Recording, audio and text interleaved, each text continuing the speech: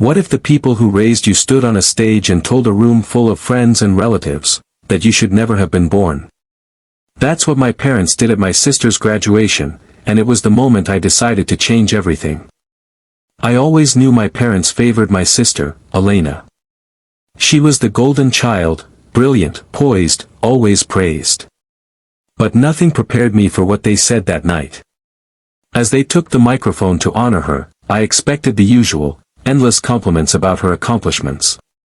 Instead, they joked that they should have stopped having kids after her, because second-borns usually turn out useless.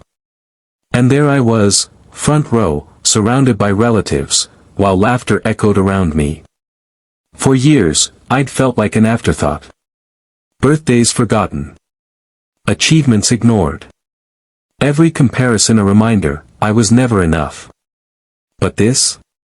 Public humiliation, broadcast for everyone to see, was the final straw. No one spoke up. Not a single relative looked uncomfortable. They clapped. They laughed. They celebrated, while I sat frozen, trying not to crumble. Later that night, I confronted my parents. I told them how deeply their words had cut. They dismissed it, said I was exaggerating. My father claimed he had nothing to be proud of in me. My mother called me needy. Even Elena defended them, saying I wouldn't feel this way if I worked harder, if I was more like her. That was the moment I knew I would never win their approval. So I stopped trying. I threw myself into my own path, studies, part-time work, building a life where my worth didn't depend on them. 2 years later, I earned a full scholarship to my dream school. When I told my parents, they looked shocked, as if they never believed I could do it. But instead of celebrating, my mother said it was lucky because they hadn't saved a cent for my education. So I packed my bags and left home for good.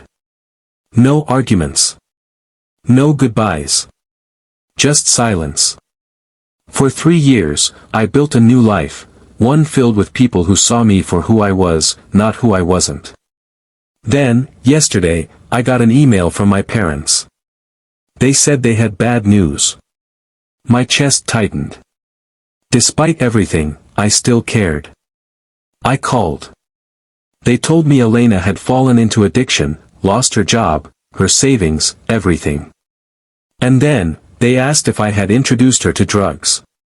The accusation stung.